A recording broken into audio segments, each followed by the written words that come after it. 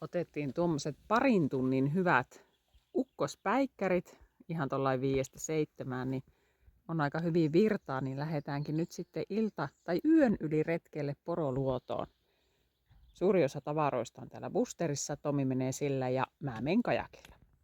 Tommi lähti jo menemään ja nyt mäkin lähden.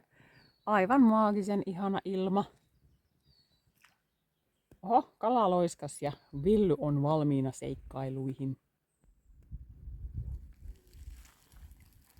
Tuolla näkyy laakat. Poroluoto. On ihan uskomattoman nättiä. Ei kuulu klokkien huutoa ja jostain mökistä joidenkin ihmisten puhetta. Tuolla näkyy joku semmonen pieni välkähdys, niin siellä Tommi laskee verkkoja. Täällä näkyy tuttuja. Tommi on laskenut verkot. Voipi sitten tullessa ottaa sitä meille lounaa. Minäpä lähden melomaan.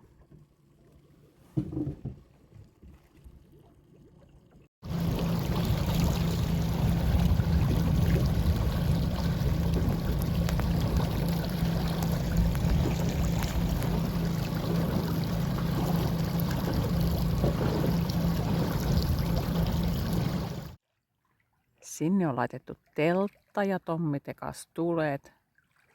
Kulkuvälineet odottaa huomen aamua. Jos täällä ei mieli rauhoitu, niin missähän sitten? Telttayö on takana ja Tommi löysi verkon merkin tuolta saaresta. Tommi, miten meni telttayö? Mihin sattuu? Semmoista se on teltasonukkuminen. Ja sitten jos on liukas makuupussi ja liukas alusta, niin kannattaa muistaa, ettei ole sillä vähän niin kuin rinteessä. Ihana yö, mutta semmoistahan se on. Aamukahvit on tulilla. Merellä näyttäisi aika tyyneltä, mutta aurinko ei vielä näy. Kello on 6:30 aamulla.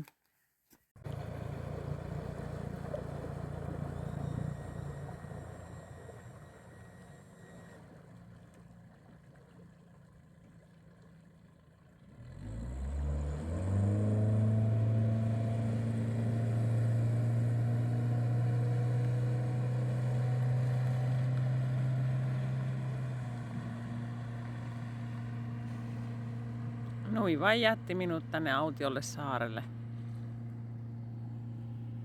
Yksin selviytymään kajakilla kotiin.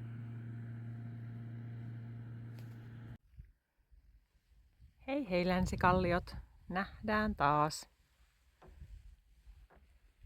Kotia kohti.